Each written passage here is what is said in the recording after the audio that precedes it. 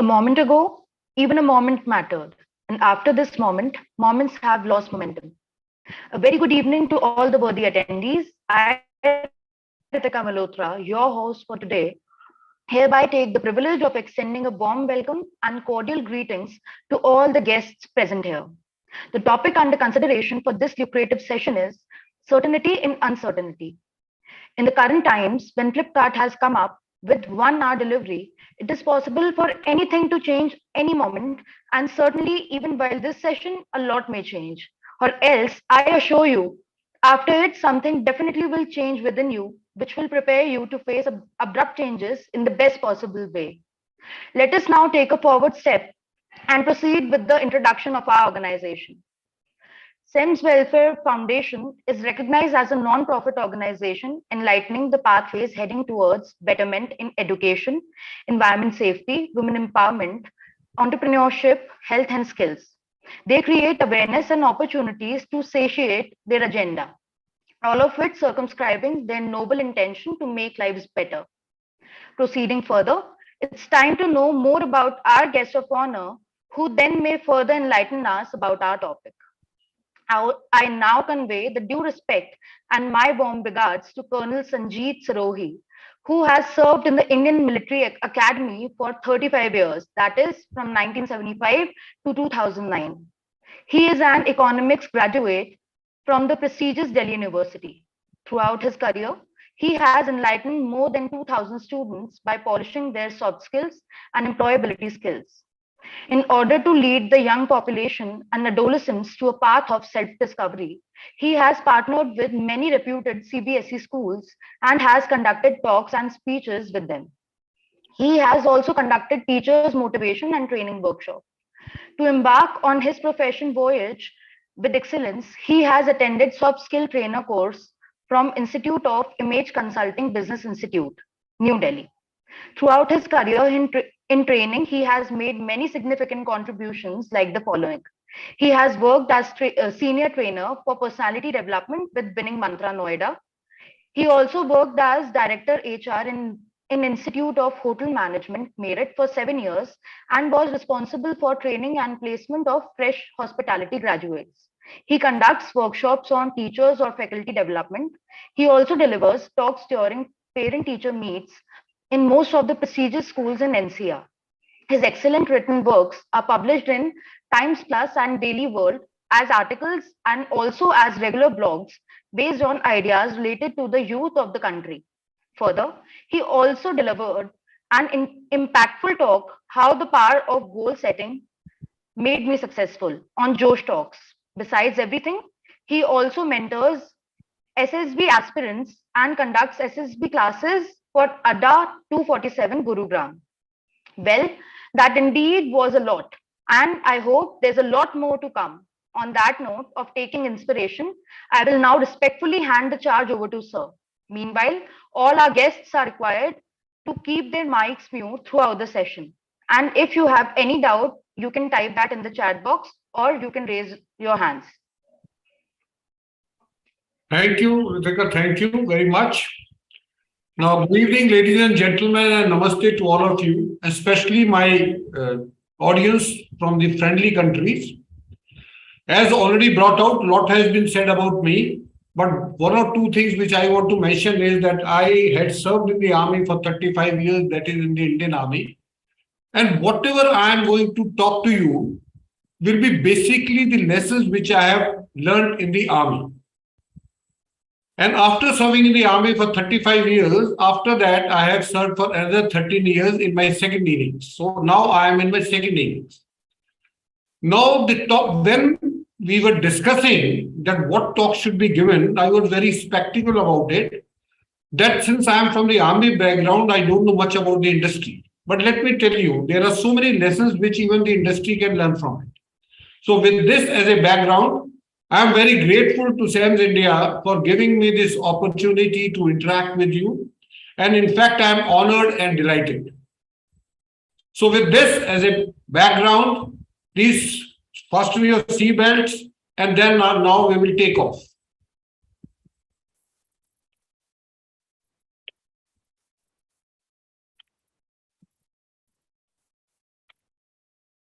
certainty in uncertainty. Now, from the army background, we people are always dealing with uncertainty. There is uncertainty of weather, there is uncertainty of nature, there is uncertainty of the terrain, there is uncertainty of the enemy. So we, every time, day and night, we are working in uncertainty. And in spite of all this uncertainty, we are always certain, we are always clear, we are always prepared. Now, post-COVID-19 or in COVID-19, we must understand what all, it is not the first time this pandemic has taken place, nor it will be the last time. Now, let me show you with the help of a slide. Plague of Justinian came in 541 to 542 AD, where it wiped out 25 million people. Half of the population of Europe was dead. The Black Death, which came in 1346 to 1353, one sec.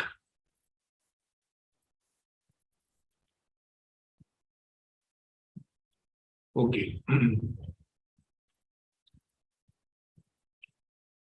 I hope I am audible to all of you.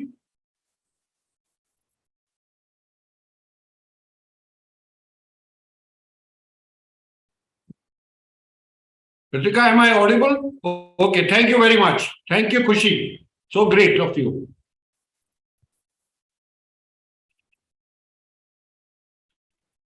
Yeah. So the Black Death came in 1346 to 1353 for 7 years, which killed 75 to 200 million people in Europe, Africa, and Asia. Flu of 1918 killed 50 to 100 million people.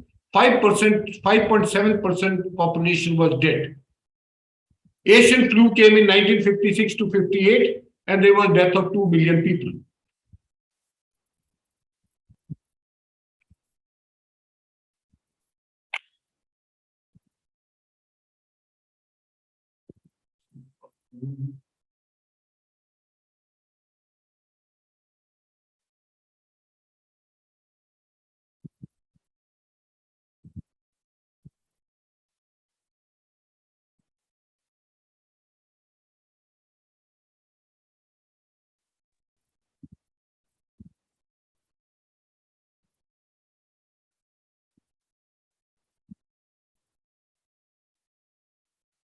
Now, present pandemic, people infected 59 crores, loss of life 64.4 lakhs, depressive disorder and cases of anxiety. Depressive disorder increased by 27.6%. Cases of anxiety increased by 25.6%.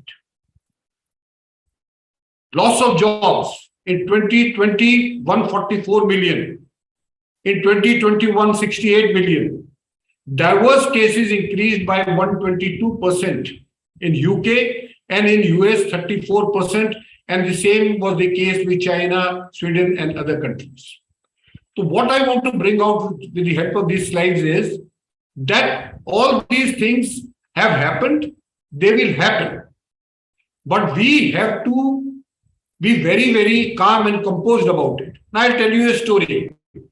Now, all stories are very interesting if you start with once upon a time.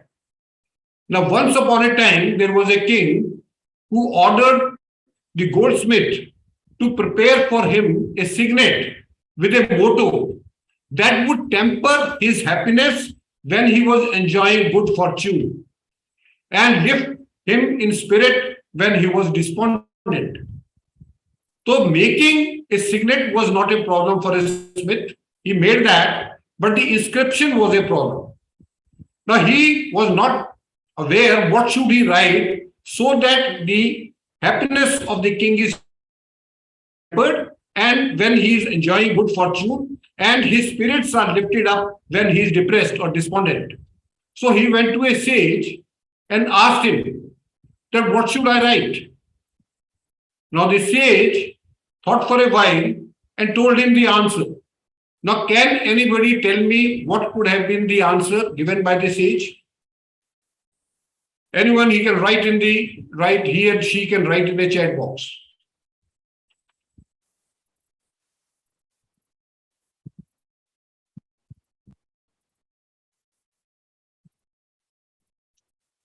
Okay. Anyway, so what the sage said that you write this too shall pass.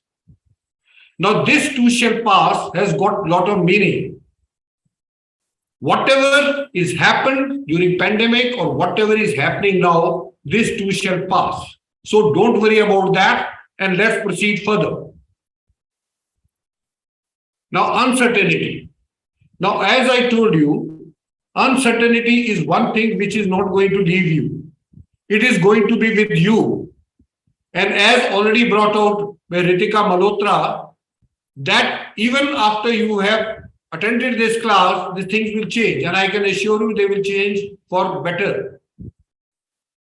Now, as I said, that in the army, we are working in very uncertain environment. And I'm going to tell you a story of a young man, a young officer.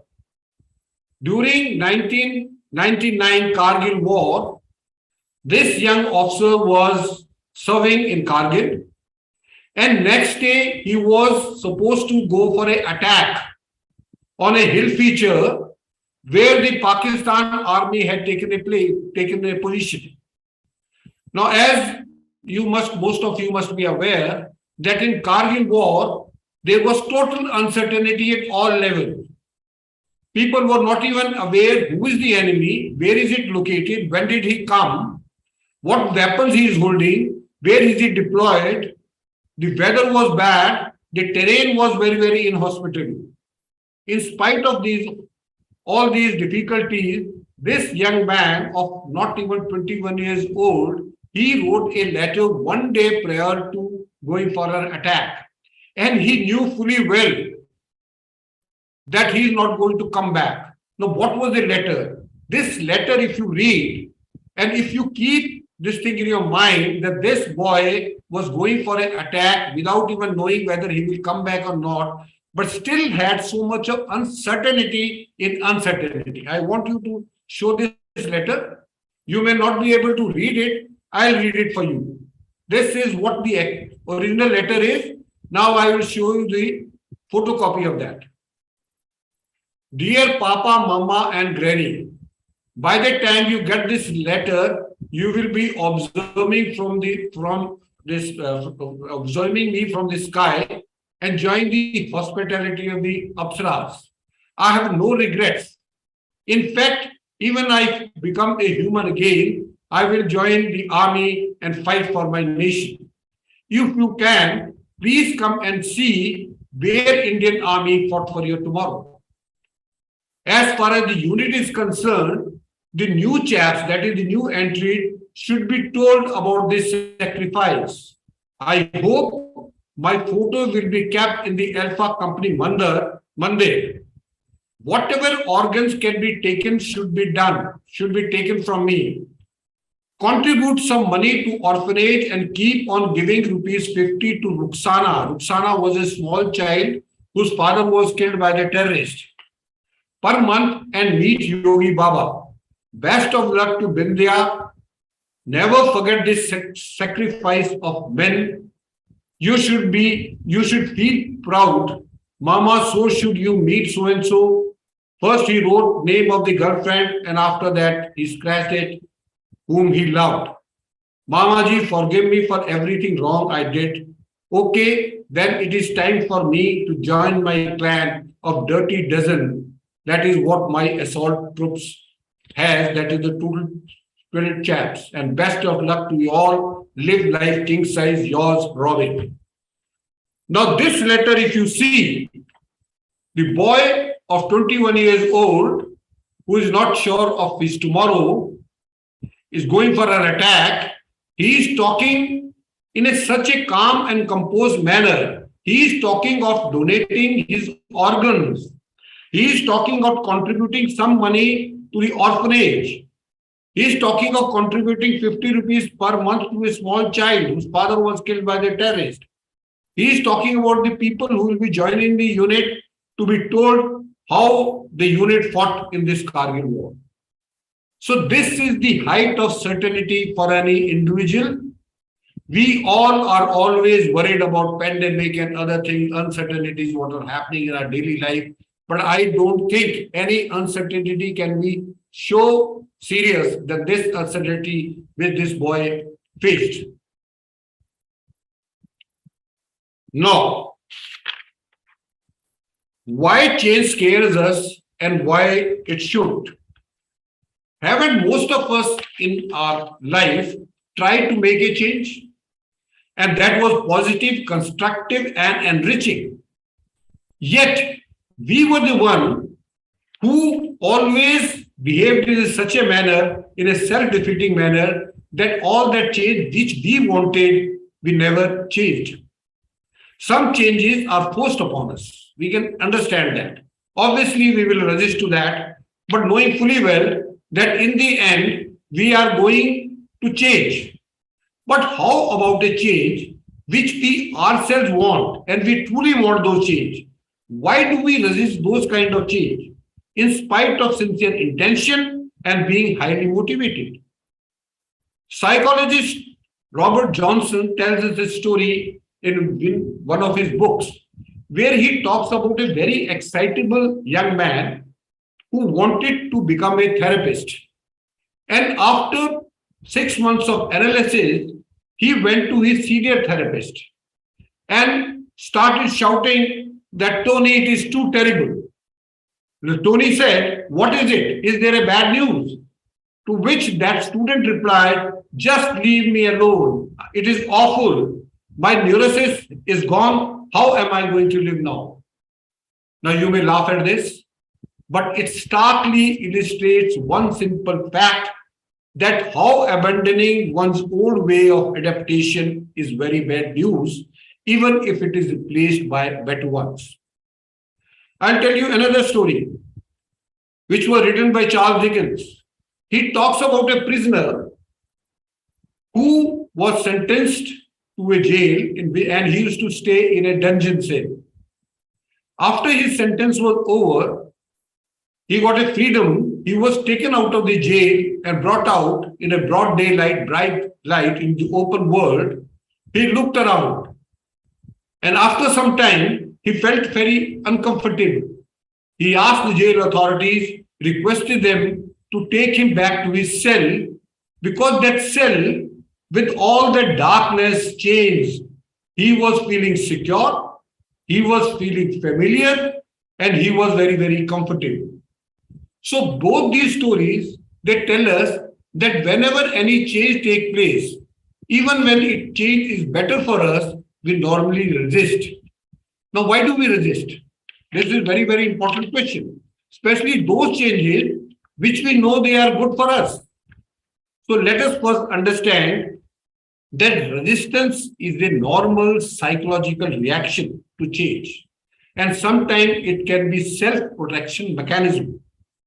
So if resistance to change is such a common experience, then why does it feel so frightening and uncomfortable? Now let us understand with the help of slide. Sometimes our fears are linked to our vagueness about the change. We are very vague. We don't know what the change is. And since it is vague, we are frightful about that change. Number two, we also need to pay attention to how our brain works. That is very, very important. Because if we understand, then we will also understand why we are frightened by the change, and then we can do something about it. Innately wired to protect us, it responds to repeated stimuli by forming neurological pathway or the known pathway. And more you respond to those stimuli, they become wide and they become stronger.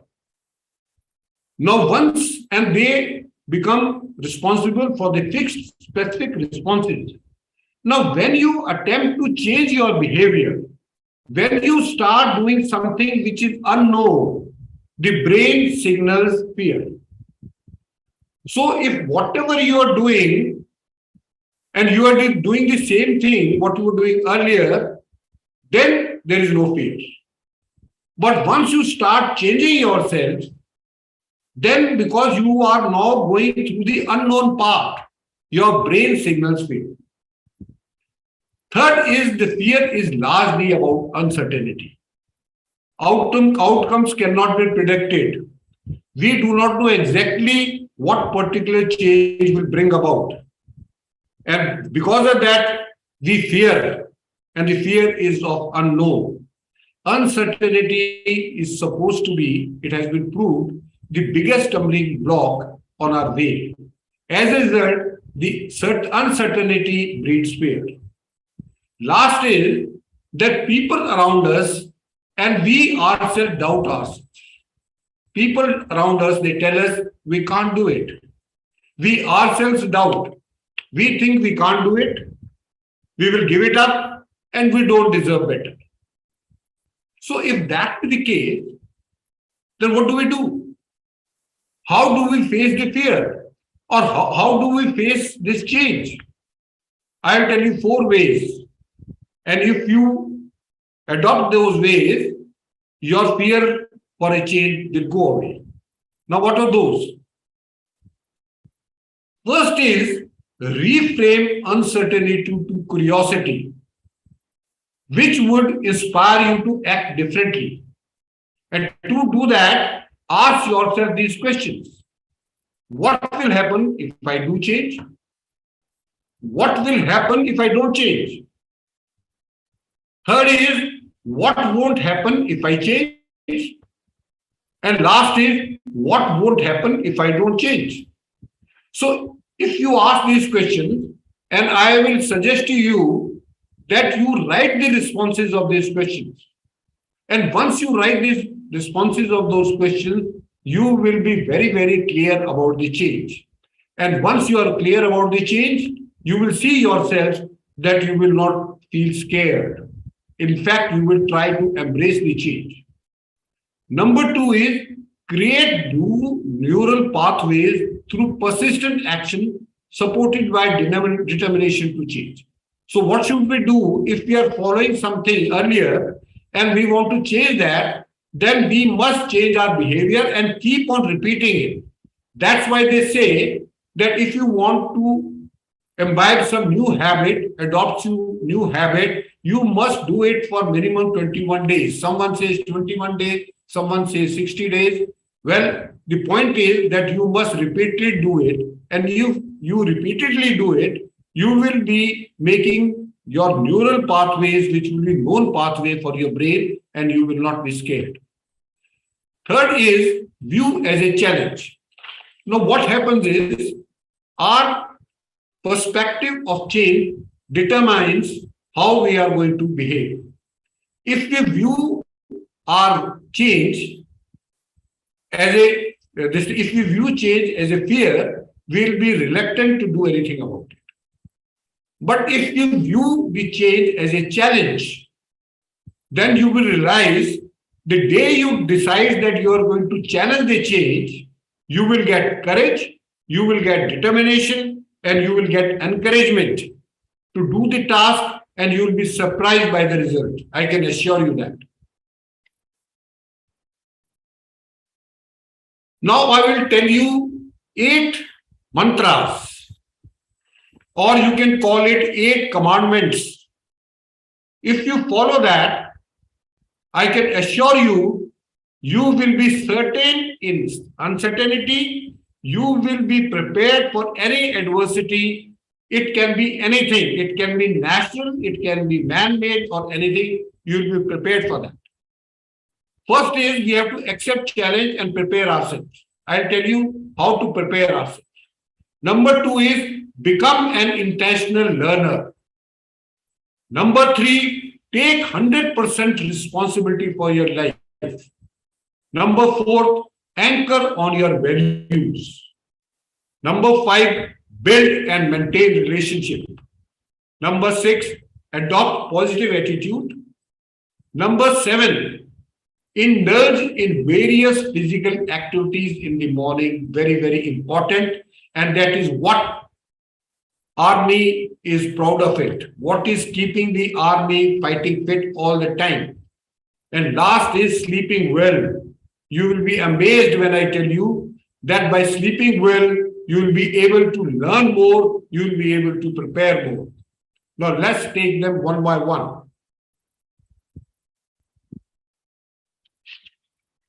Accept change as a challenge and prepare yourself. In spite of the fact that change is undeniable and also it is energizing part of our life, you will find people scared of change. Fear of change is rampant across the world. And knowing fully well that the world is undergoing an incredible change. Far too many people are intimidated by change, and as a result, they are eliminated by change. They spend too much time on their seats instead of on their toes, which is the requirement for a change. Number three, they just do enough to get by, and then it is bye-bye. And last is, if you cannot embrace change, you don't see life as a continued self-education. Very, very important. Life is continued self-education. And let me tell you, I am 67 years old, I am still learning, and I'll keep on learning. Now let us see what is the present scenario of this job world. Peter Drucker, a famous author and a social philosopher, writes that we are in the age of social transformation.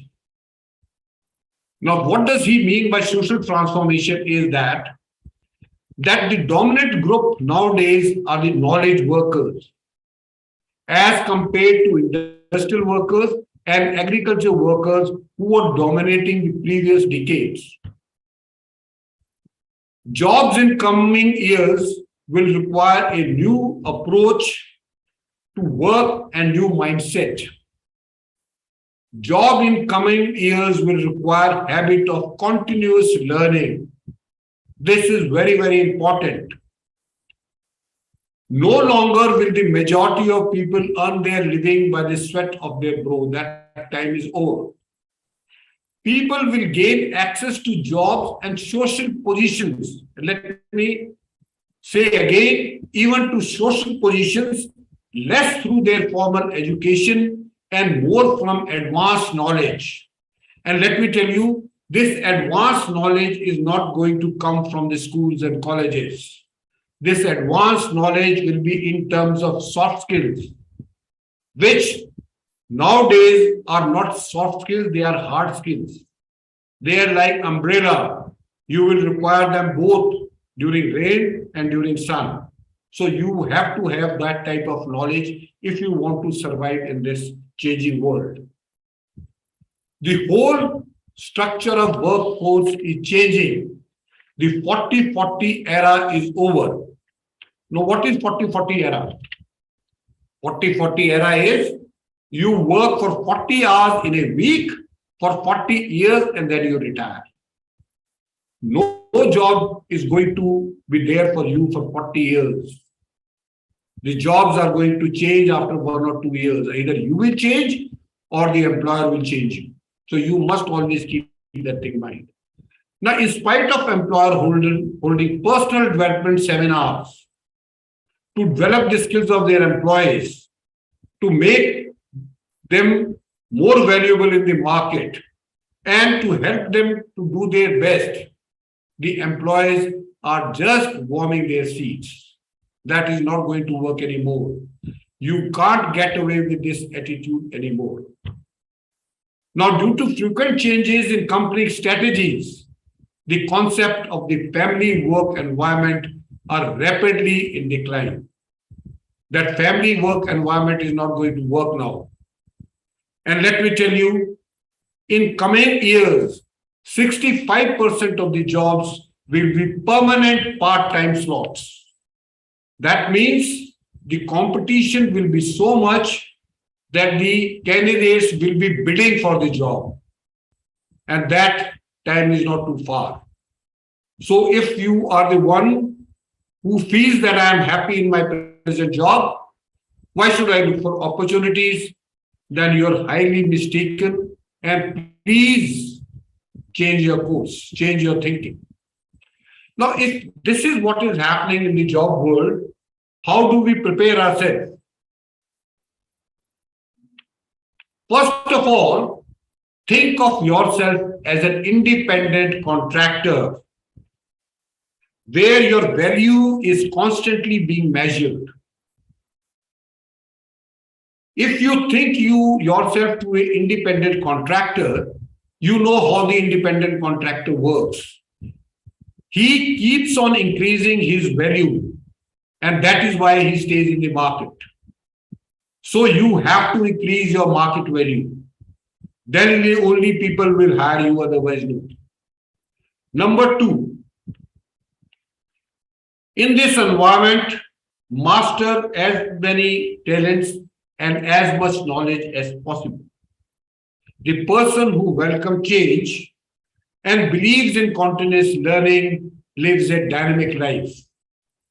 But the person who is scared of change or who backs away from change will find himself on the human scrap heap.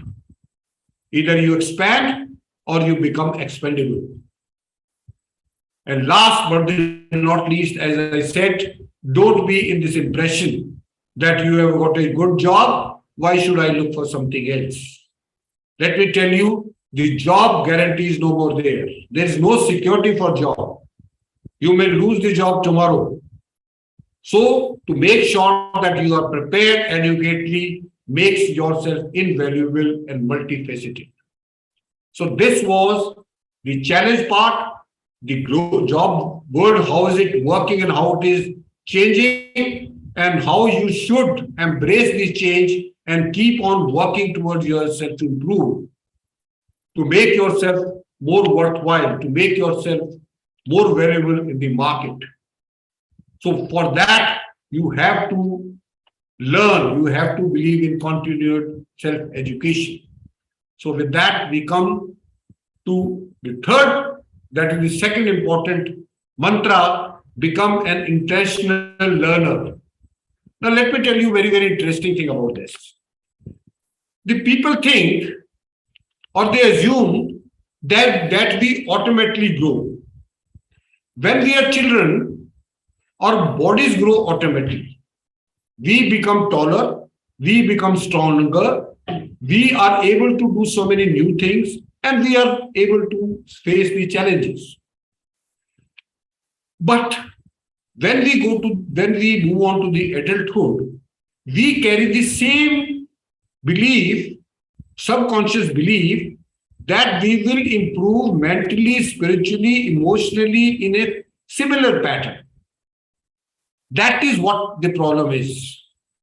The time is going, by time we will simply get better. The problem is that we don't improve by simply living. We have to be intentional. We have to be intentional about it. Because no one improves by accident. Personal growth doesn't just happen on its own. You have to take complete control, ownership of the growth process. If you want to improve your life, you have to improve yourself. And you must make that conscious goal. Now the question comes is, how can we change our thinking and our action? How do we push forward and be able to learn more?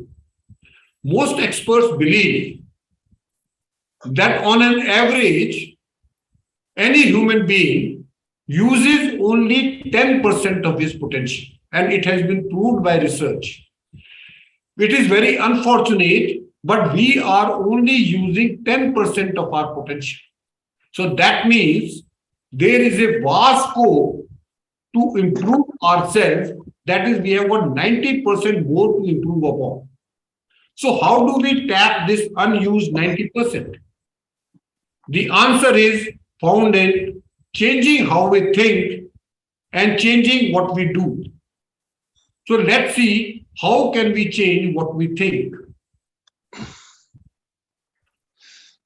So the first is, how do we change our thinking? How do we increase our thinking capacity? That is number one issue. First is, stop thinking more work and start thinking what works. You ask anybody that how will you increase your capacity, all people will say that we will increase our capacity by working hard.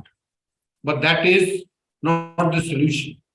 Because if you're working hard, you're not increasing the capacity, you are only producing more what you were producing earlier. So you have more of same what you were having earlier. But the problem is that you must have what better of what you were having earlier. Now to figure out what should we do, you ask yourself three questions, very simple questions. What am I required to do? Very simple. Anybody can answer that. What gives the greatest return? Another very simple answer. And what gives me the greatest reward? Return is what you are getting every day, and reward is what you will get in the long term. So if you focus on the answers of these three questions which I have just mentioned, you will pay your attention and you will know what you must do, what you ought to do, and what you really want to do. That is very, very important. So ask these three questions, focus on the answers, and once you focus on the answer, you will get what you must do, what you ought to do, and what you really want to do. Please switch off your audio, please. Please mute yourself. Audio. Number two, stop thinking can I, start thinking how can I. This is very, very important.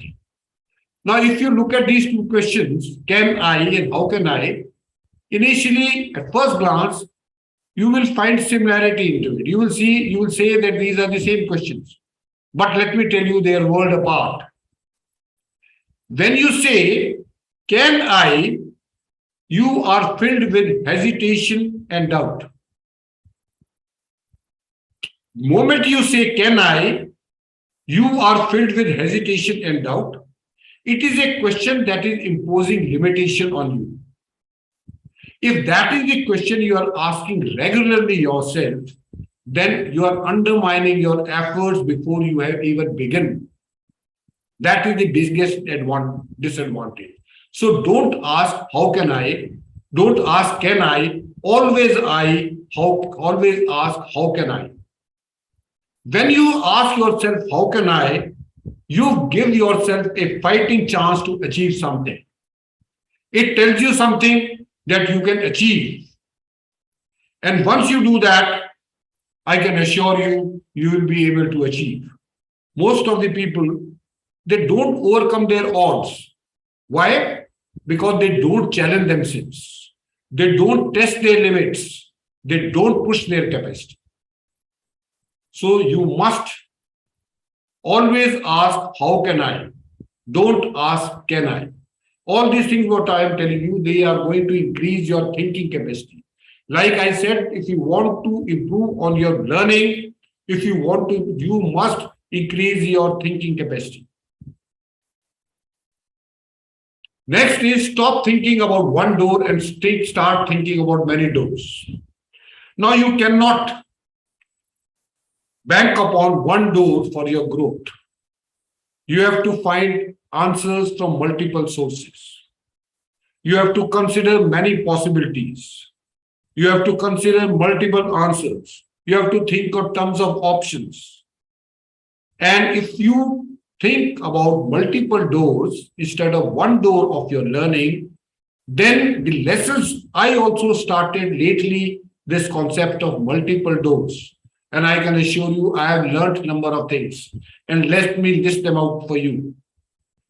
There is more than one way to do something successful. 100% I am telling you. The odds of arriving anywhere increases with creativity and adaptability. If you are creative in your approach and you are adaptable to changes, then you will be overcoming all the odds. Movement with intentionality create possibilities. If you are moving with a goal, and let me tell you, all people who move with a goal, they are the happiest people in the world. And that research has also proved. Next is, knowing the future is difficult, controlling the future is impossible. We must admit that. Knowing today is essential, controlling today is possible. So, if you know today, you will be able to control it. So, start knowing today. Next, we move on. How to increase your capacity for actions. Stop doing all those things you have done before and start doing those things you could and should do. Let me repeat once again because this is very, very important. And if you follow that, I can assure you, you will do wonders in this world. Stop doing all those things you have done before.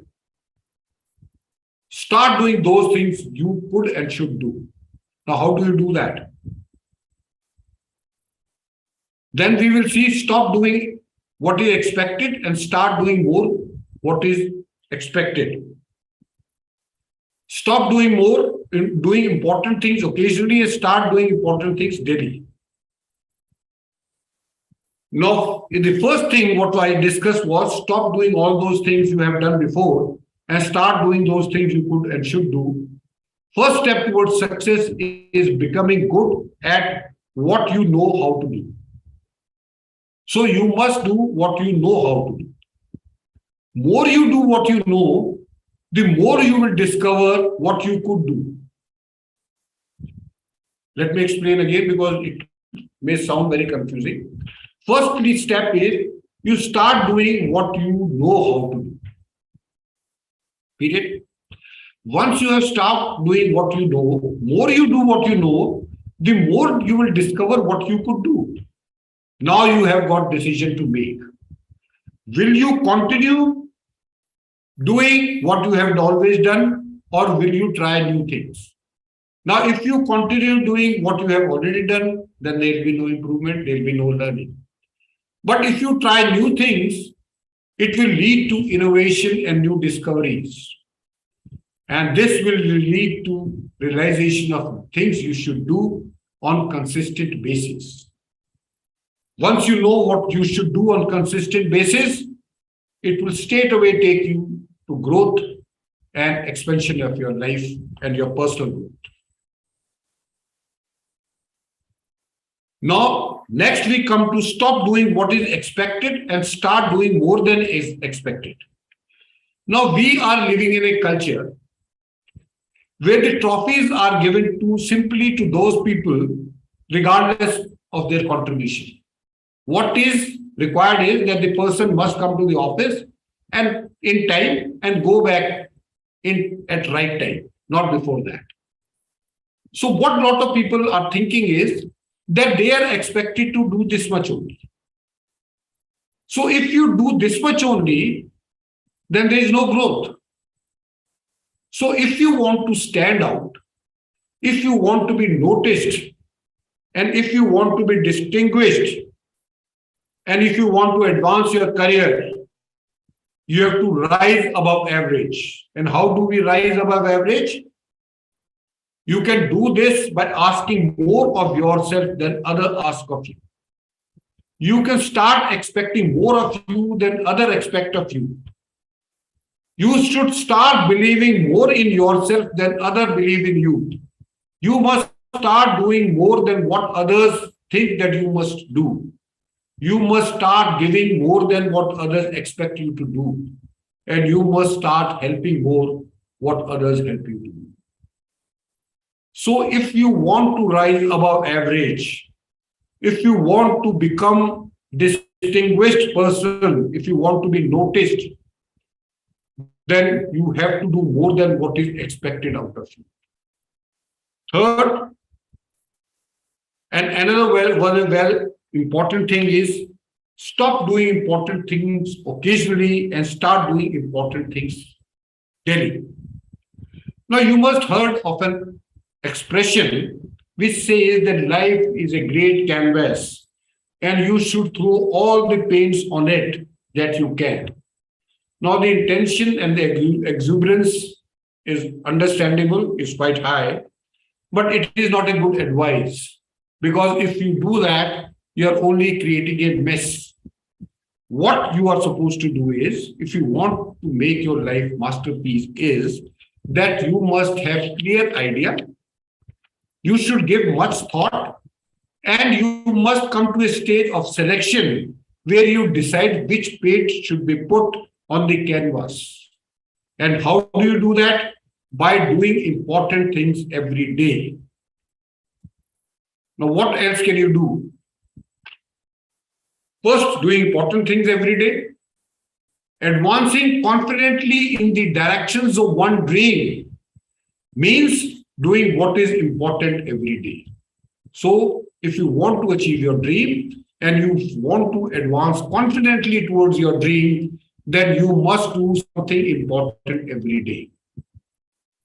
To do what's not important every day does nothing. It merely uses your time. To do the right things occasionally does not lead to consistent growth and expansion of your life. Very, very important. If you want to grow, then you have to expand your life. Daily growth leads to personal expansion. Both components, growth and expansion, are very, very important for you. And last but not least is you have the potential to keep moving, making progress until the day you die, if you have the right attitude about growth. So I was talking about the intentional learning. Now we move on to other important aspect, taking 100% responsibility. There is only one person who is responsible for your life, and that is you. If you want to be certain in uncertain times and you want to become successful, you have to take 100% responsibility for everything you experience in your life.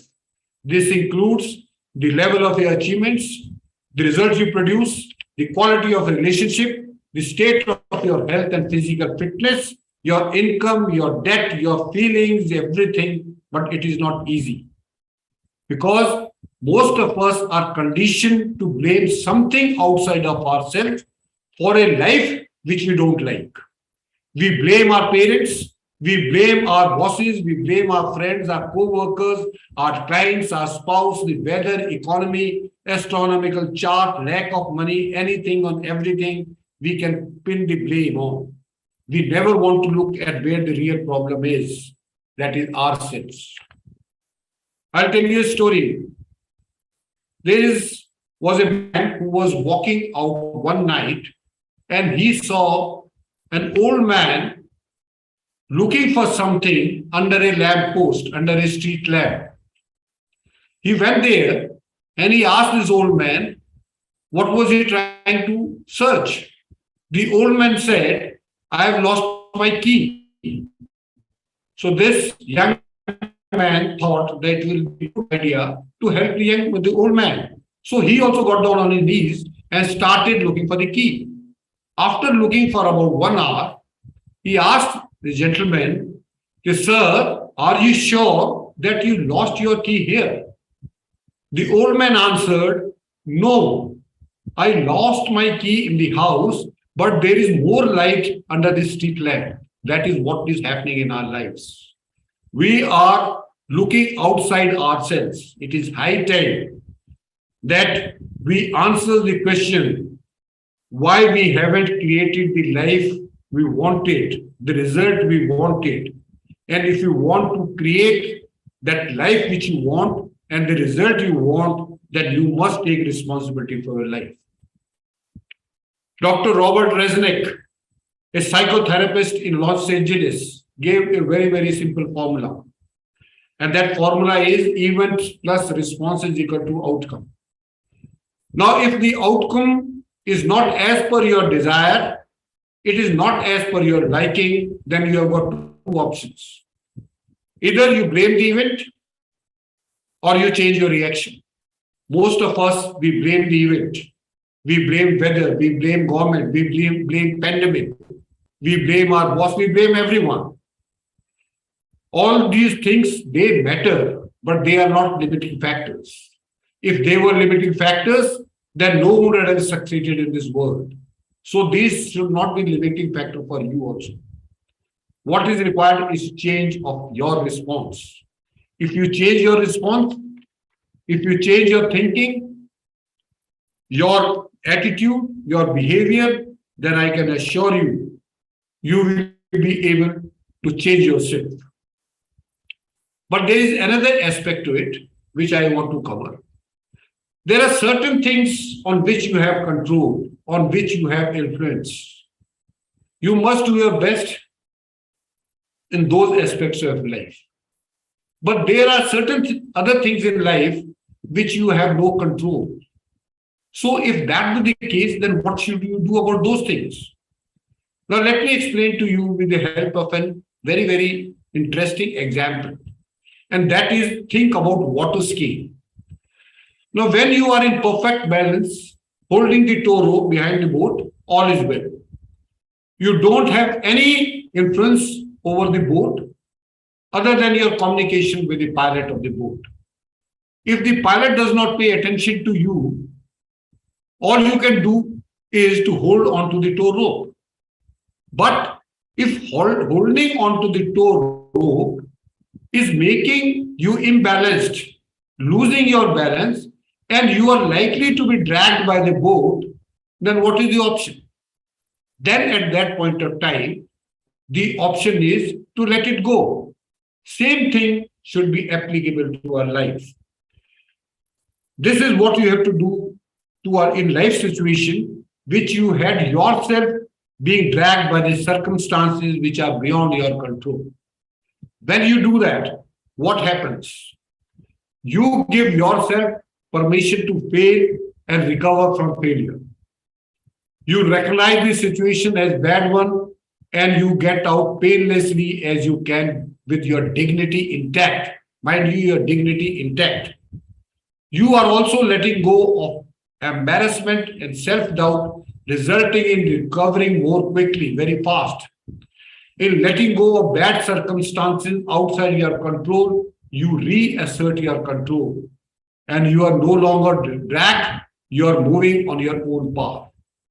So this you must always remember. Take responsibility for the things which are under your control, under your influence.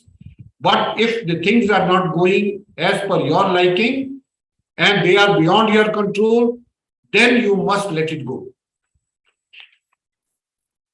Next is anchor on your values, very, very important.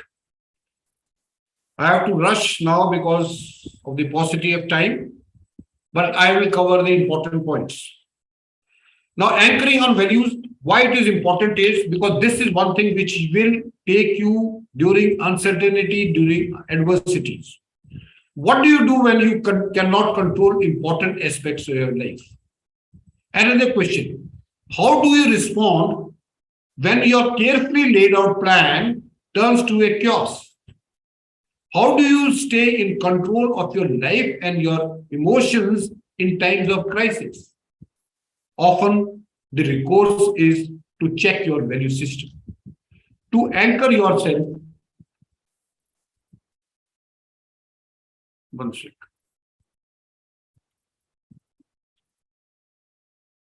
Anchor yourself to those values that guide your life while the storm is swirling around you.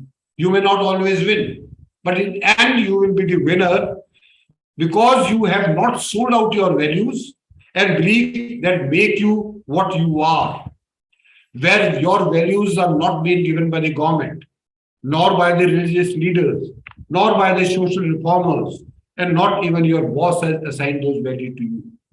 Those values are your values based on your life experiences, based on the way your family lives, and the path you have instinctively chosen or rejected.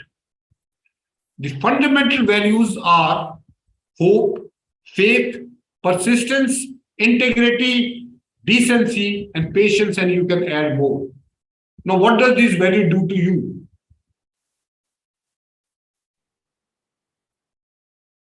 Our values gives consistency in the way we approach our life.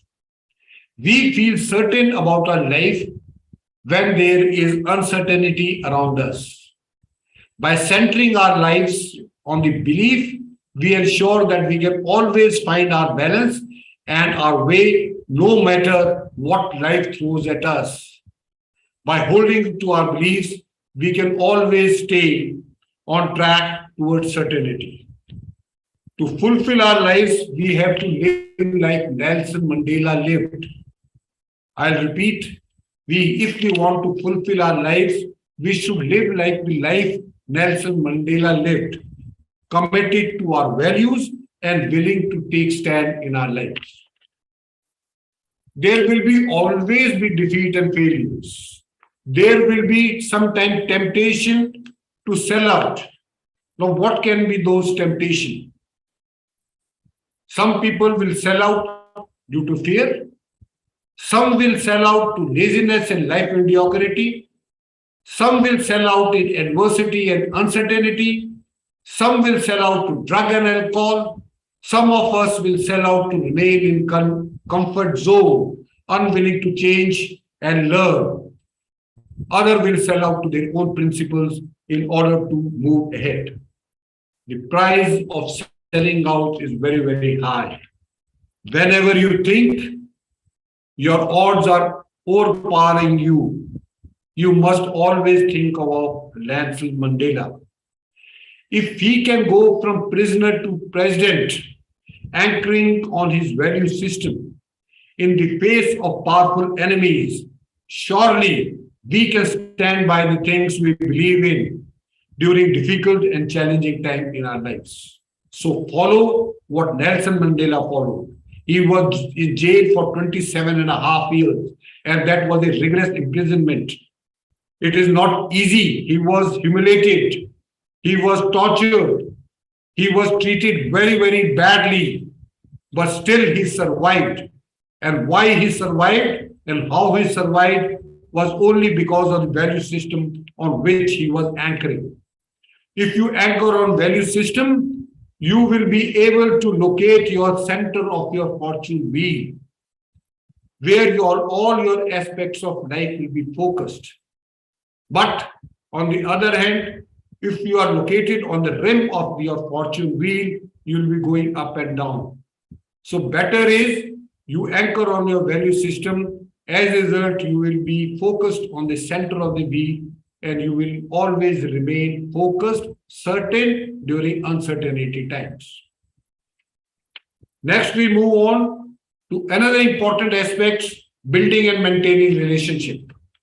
When lockdown started, family thought that now we all are going to stay together and we will have a good time.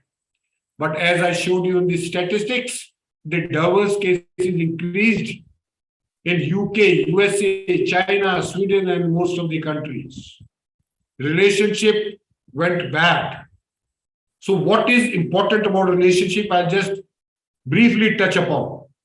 Firstly, building and maintaining relationship is critical to social development within your family and within your community. When we grow up, we are focusing on knowledge, but we are not focusing in studying relationship and ways to make them work. So much is trial and error and more emphasis on error. Too many of us arrive at adulthood with the concept that we will grow as we are growing. But no, you have to nurture your relationship, you have to maintain your relationship. And to maintain your relationship, communication is very, very vital. Men in particular are not very good in communicating. We are more interested on the social platforms, on social media, looking for the likes, but we are not communicating with our near and dear ones. If we do that, our relationship will always be healthy. It will never get stale, hostile, and never die. Let me tell you, it is not the differences that get in the way of our relationship with others. It is the tolerance or the intolerance. We become intolerant of others. And as a result, our relationship goes down. And last but not the least is what matters most is respecting each other. Mutual respect is very, very important if you want to nurture your relationship and if you want to maintain your relationship. Adopt a positive attitude. Very important. I think everything depends on positive attitude. Ability teaches us how we do. Motivation determines why we do, but attitude decides how well we do. Now, let me tell you another story. I'll just take another 10 minutes. There was a man who used to sell balloon in the air, balloon at fair. He had balloon of many colors, yellow, red, green, purple, all types of balloons. And whenever business was slow, he would release a helium-filled balloon. And whenever the children used to see balloon going up, they used to rush to this balloon seller and used to buy a balloon. So this was his modus operandi. Whenever the sales used to go down, he used to release one balloon. And as a result, his sales used to go up. One day, he realized that somebody is tucking in his jacket, and he saw a small child who asked him that if you release a black balloon, will that also fly? Moved by the boy's concern, the balloon seller told him, son, it is not the color of the balloon. It is what inside that makes it go up. So is in our life. It is what is inside us that makes us to go up. And what is inside us counts as the attitude. Harvard study has found that 85% of the people who get a job and who get promotion are the people who have a positive attitude. And only 15% of the people get their job or promotion based on their knowledge about the facts and figures in specific subjects. So don't you think it is very, very surprising and very unfortunate that 100% of our money spent on education gives us only 15% of chances of success in life. The rest 85% depends on the attitude. So gentlemen, ladies and gentlemen, the attitude is a choice, and that choice is with you. And let me explain to you with the help of a very, very simple example, and that example is of an ant. If you follow the attitude of an ant, I can assure you, you will be the most successful person in the world. Now, what is the philosophy or what is the attitude of an ant? Ant never sits idle. They are very, very hardworking. You will never find an ant sitting idle because they are very hardworking. Ants never quit. They persist. If you try to block their way, they will go up, they will go down, they will go sideways. They will keep on trying to overcome that obstacle. And how long will they try? They will keep on trying. You will get fed up, but they will not get fed up. They will keep on trying. So should us. Whenever we find obstacle, the first thing we do is we accept it and we forget about it. Number 3, ants are far-sighted. They don't think only about summer in summer. They think about winter in summer. They prepare for the winter, and that is why they are in rush throughout the summer seasons. Next is ants has a work-life balance. They know when to work, they know when to rest. During summer, they are working, and during winters, they are relaxing, they are resting, they are not wasting their energy. They are in hibernation. Ants are purpose-driven. They don't get distracted. They have their purpose, they follow it. and ants can carry a big responsibilities. They can handle up to 100 times their body weight. Can you handle 100 times your body weight? No. But ant can handle. So what is this all mean? They are hardworking, they are purpose-driven, they are far-sighted, they don't quit, they maintain great work and life balance. So if you follow the philosophy of the ant, and if you know that this choice is with you, then you can change your life at this present moment only. And as William James of Harvard University said, that greatest discovery of my generation is that human beings can alter their lives by altering their attitudes of mind. There is no doubt on that. Now, I'll just briefly touch upon the physical activity. Because being in the army, we are very proud to be physically fit. You must begin your day with intense exercise. This is not negotiable. Training vigorously in the morning is a game changer. Moving vigorously after you wake up will generate alchemy in your brain based on your neurobiology, which will not only wake you up, it will electrify your focus and energy, it will amplify your self-discipline, and it will launch your day in a way that makes you feel on fire. Cortisol is the hormone of fear. It is made in the cortex of the adrenal gland and then it is released into the blood.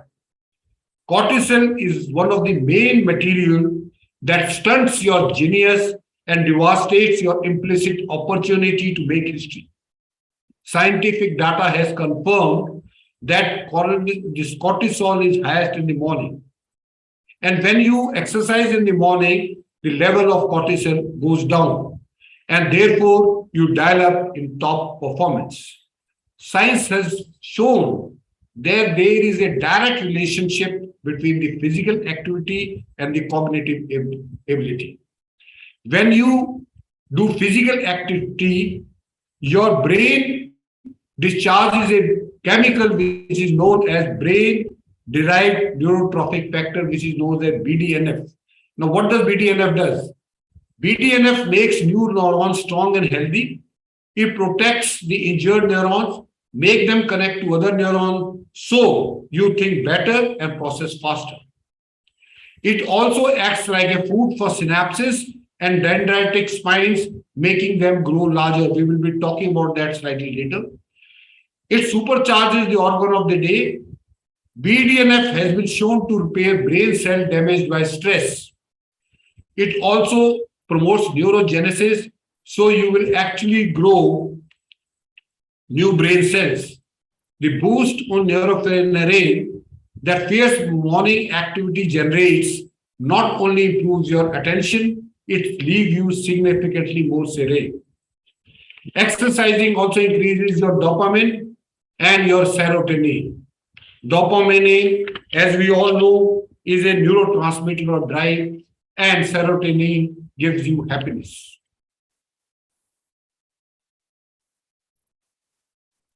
Intense exercises cleanses cortisol, BDNF flows, dopamine rises, serotonin increase, metabolism elevates. More focus, more productivity, more focus, brain is optimized, energy grows, there is a less stress, and you live long life. Lastly, we come to sleep world. Well, let me tell you, we are in the midst of ferocious global sleep recession. The social media and widespread absorption with our devices are fueling much of it. Blue light emitted from our tools of technology reduces the amount of melatonin with us, which regulates our sleep. Checking your gadgets all day long impairs cognitive function. Being front of screen before bedtime causes sleep dysfunctions. Light of your devices activate photoreceptors called intrinsically photosensitive hereditary ganglion cell, which negatively affect your circadian rhythm when it hurts your sleep. It gives you better learning. I will skip these because of the positive time. It makes room for new learning. Brain stays in optimum condition. It increases your mood, cognition, energy level, lean muscle mass, and reducing your cravings. And lastly, expands your creativity, productivity, vitality, and longevity. Now, before I end, I want to tell you a story. And I want you to pay special attention to it. Years ago, a farmer owned a land along the Atlantic coast. He constantly advertised for hired hand. However, most of the people they rejected the offer because along the Atlantic coast there were awful storms that raged along and created havoc on the buildings and crops.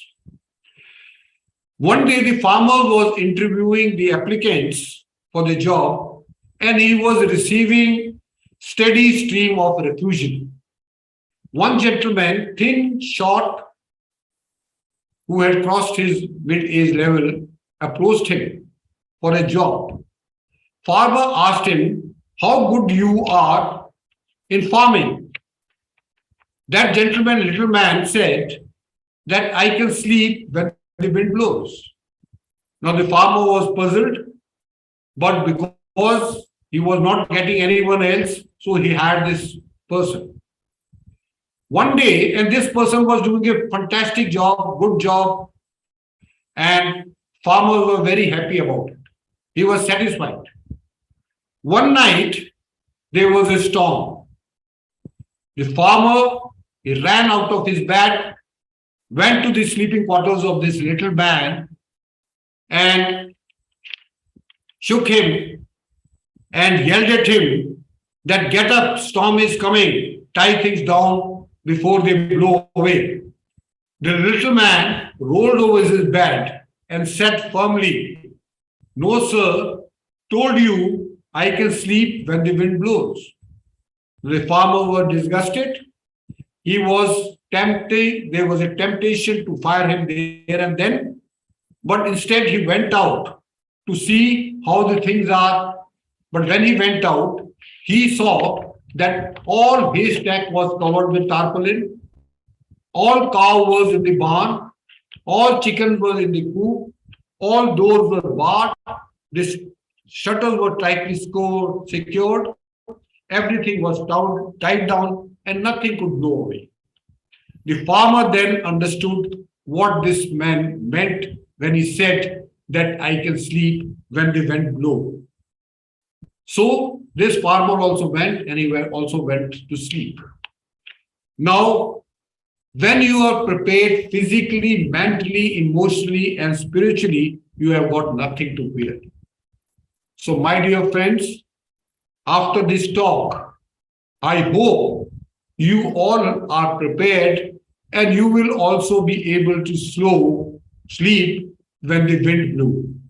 Thank you very much. I have finished. I will take on any questions if you have.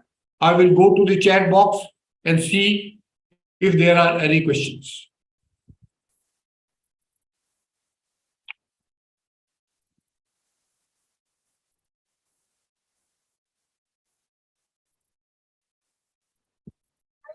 Good evening, sir. Good evening. Yes, this is Francis. I am from Philippines. Yeah. Yeah, I would like to ask a question. If you can give me maybe an example of a habit or a good mindset to face these uncertainties. Happy mindset. Yeah, a habit, maybe a habit or a mindset that I should do on a daily basis to face the uncertainties. Okay. So if you, thank you very much for asking a question, because whenever anybody asks question from the audience, I feel very happy about it, because I feel at least there is one person who was listening to me And he is asking me a question. Thank you very much. I'm so glad. Now, let me tell you, whatever I have told you, I have told you 8 things. Out of that, I will just focus on 2 or maximum 3 things to make you happy. Whatever are the circumstances, and since I am from the army background, and I have seen a lot of ups and downs, lot of uncertainties, and lot of stress, where the things, nature problem, enemy problem, insurgency problem, so many things. But let me tell you, do 2, 3 things. First is never miss your physical activity, irrespective of wherever you are, whatever you are doing. However busy you are, never leave your physical activity. You will find in the armed forces of any country, physical activity is a must. And if you are physically active, like I told you, your cortisol level goes up, your serotonin increase, and as a result, you become happy. Number 1. Number 2, sleep well. Don't waste time. I will not say waste time. Don't devote too much time on your devices, electronic devices, because that is going to impair your thinking. That is going to create problems for your sleeping part. Number 3, always maintain good relationship with your near and dear ones.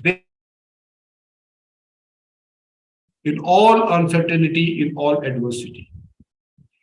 And last but not least, you must anchor on your values. What do you think all those great leaders who have gone through all this, Mahatma Gandhi, Nelson Mandela, and other people, how did they manage? Nelson Mandela, how could he survive for 27.5 years in a rigorous imprisonment? How could he keep himself happy? Let me tell you, his room was not more than 8 feet by 6 feet. But every day he used to do physical activity. He used to do minimum 200 sit-ups and 200 bench stretches. So these 3, 4 things, if you, and lastly, as we in India are very proud of it, that is our yoga, do meditation. If you do these 4, 5 things, I can assure you, you will be happy in all uncertainty and in all adversities. I hope I have answered your question. Thank you so much, sir. Yeah, that was meaningful. Thank you so much. Yeah, please do that. And I can assure you, you just follow this for 1 month. I will not talk what other people are talking about. Just follow what I have told you for 1 month. And I can assure you, you can take my email address from the people here and they will be able to tell you, you can give me the feedback. I'll be very happy about it. Thank you, sir. Yeah, I've got one question from Mr. Manoranjan Sahu. How to maintain and retain positive attitude because after some day it gets away. Now, let me tell you, this positive attitude is not one thing which you have to, one day you decide I'll have positive attitude and then you will continue having a positive attitude. You have to work on it every day. Every day, I can assure you there will be ups and downs. I'm not saying that every time you will be positive because the circumstances does not remain same. But you have to make it a habit. And once you make it a habit of keeping positive attitude, then I can assure you after some time you will have positive attitude. I know that initially, even if I tell you you have positive attitude, it is not all that easy. But all the good things, they don't come easy. You have to work for that. And positive attitude with your motivation. If you are motivated on what you're doing, if your motive is great, then automatically the positive attitude will come in.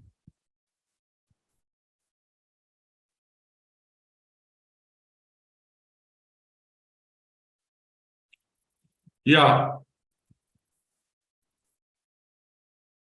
So each night before going to sleep, but how long is the intended habit of reading per night? Zamboga, I have not understood your question. Please, can you repeat your question?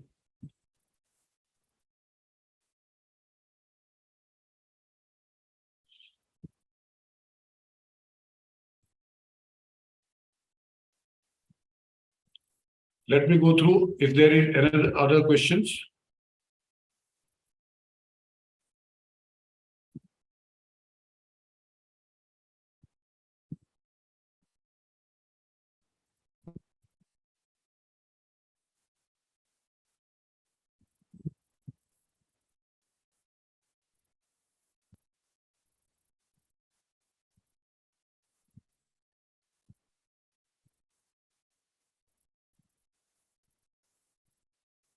Reading a book is very good habit, and one must read good book. It could be self-improvement book, it could be a spiritual book, it could be any book which will give you a good sleep. Any other question if you have? There's one more message which has come.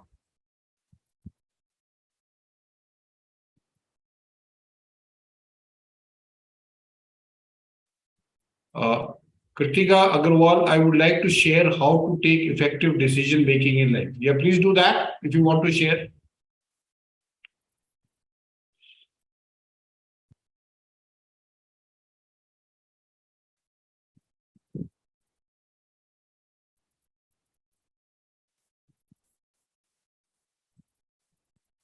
Any questions? Please, I have told you 8 things. If you follow those, and if you follow some of them even, then I can tell you, you will be certain in uncertain times. I am always certain in uncertain times, I can assure you.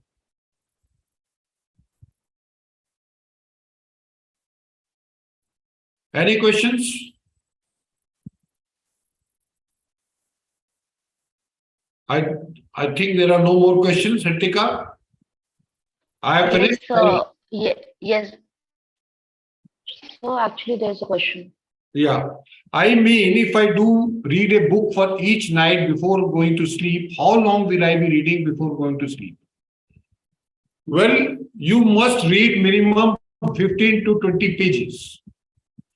15 to 20 pages every night before you go to sleep will not only give you a good night's sleep, but it will connect you to the author at subconscious level. And I can assure you, I'm not talking about religious about it. I'm talking about spiritual. If you read a book from a good author, and it is not only reading a book, it is also after reading few pages, you must reflect on what you have read. And once that you can call as a reflection, or you can call as an active recall, and you reflect on what you have read and then go to sleep.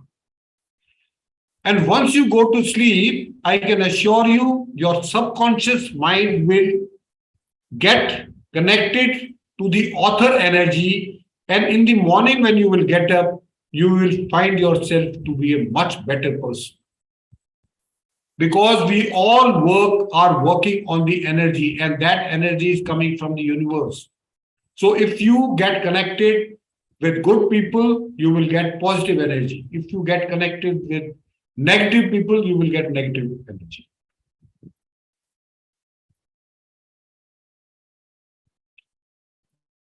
Techniques to take decision. Kartika Agarwal has said techniques to make decision making effectively. Not technique, although it is subject by itself, but let me tell you, if you want to take a decision on certain things, firstly you have to decide what are the things on which you have to take a decision, what are the priorities, what are the resources available to you, what is the time available to you. Just think about 4 things. Your problem, if you can prioritize your problem, number 2. Number 3, if you have got resources, you must identify the resources which you have, and then you must know how much time is available to you. If you have these 4 things with you, then you will be able to take the decision very effectively and in a very short time. And that is what we teach in the army, because we are in the armed forces, you have to take decision in milliseconds, in seconds, in minutes. There is no one to tell you what to do. But we do these 4 things and we take decision, and most of the time we take the right decision.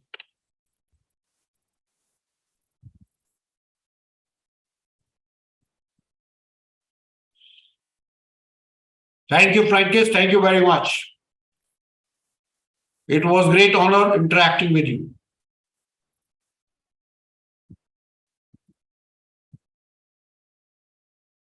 Now, since you also mentioned it a while ago, and we know that they can use a simulation, my question right now, how can we leaders deal with uncertainty in taking decisions?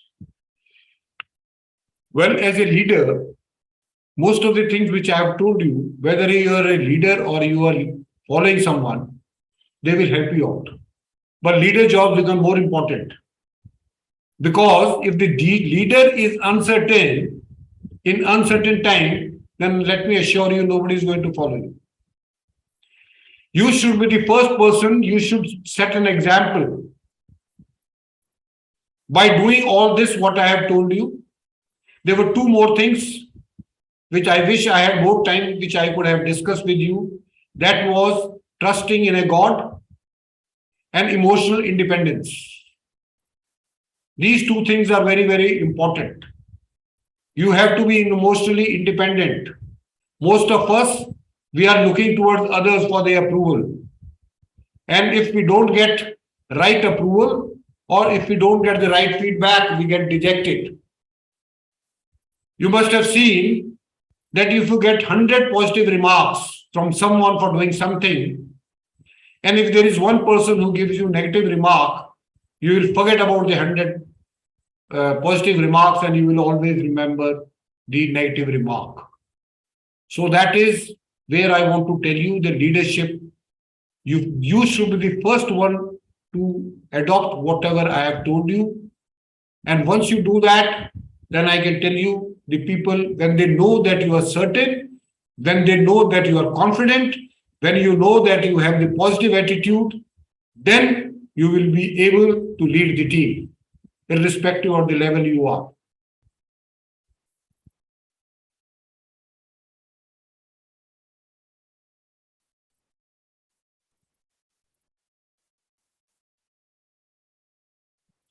Certainly, Jerome, certainly I will be honored if you ask your college people to call me to your college or organize a webinar for your college students and even your faculty members. I have been doing it and I will love to do it again. Thank you, Soumya. Thank you, Madan Betha. Thank you very much. It was a great interacting with you all. If there are no more questions, then I hand over back to Ritika Malhotra for the final words. Thank you very much. It was nice. And I once again convey my gratitude to Sames for giving me this opportunity for interacting with such people from diverse background. Thank you very much. That indeed provided us a new perspective, sir. I extend my heartfelt gratitude to Colonel Sanjeet Sirohi for enkindling within us a sense of willingness to make things better. It's difficult to ever be thankful enough for the greatest gift of wisdom that we have been provided by you. I request the attendees to please fill the feedback form, which is provided in the chat box. You can fill the feedback form within 6 hours upon filling it. You all will get your e-certificates within 5 working days. And please don't forget to subscribe our YouTube channel. Ritika, I want to say a few things. Can I? Can I say a few things? Yes, sir. Yeah, there is one or two people who are asking how they can connect with me. I just want to show a slide so that they will be able to note down from that. Is it okay with you? Yes, sir. Okay, I'll just show them this slide.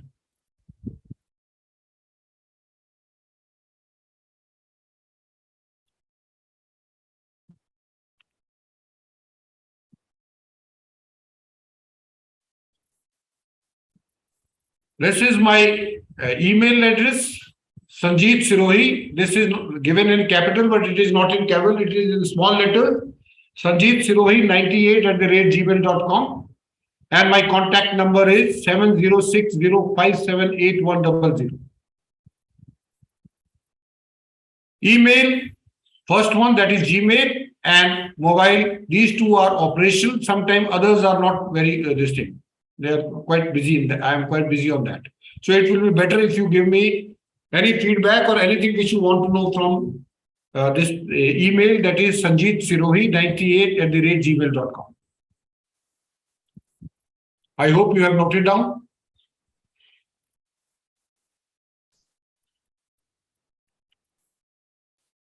At last, everyone is requested to please switch on their cameras. We need to take a screenshot.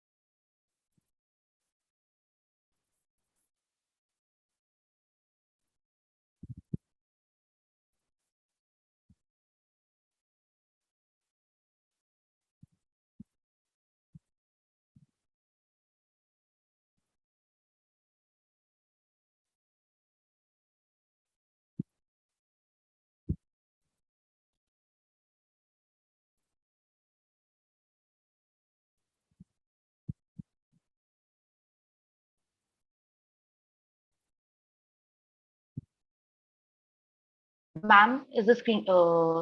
Have you taken the screenshot?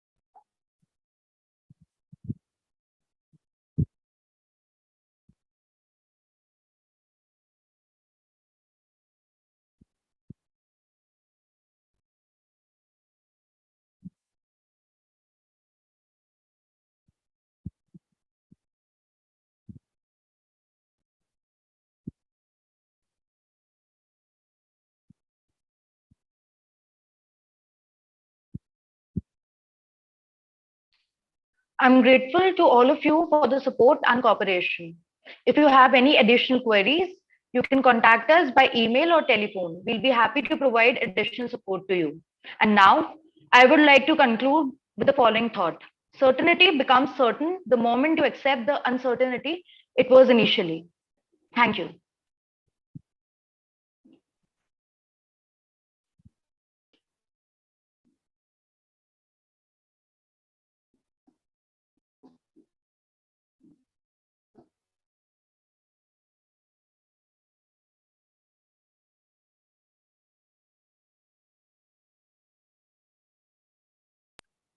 Thank you also, Madam.